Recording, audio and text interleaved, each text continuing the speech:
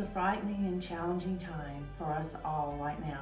So as the U.S. Ambassador to Slovenia, I wanted to take a moment to reiterate that we are in this together.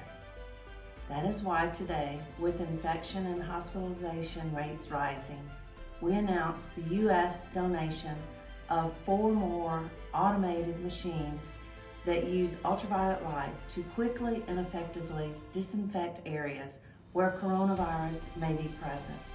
This state-of-the-art equipment, designed and manufactured right here in Slovenia, is mobile and will be put to use immediately in medical facilities, care homes, and emergency management centers based on needs determined by the Ministry of Labor, the Ministry of Health, and the Administration of Civil Protection Disaster Relief.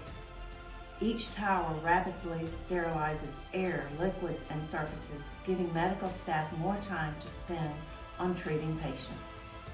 Since the initial donations of personal protective equipment and devices intended to help control the first wave of the coronavirus epidemic back in the spring, staff at the U.S. Embassy in Ljubljana have continued to work closely with their Slovenian counterparts to identify critical needs and find resources available to meet them.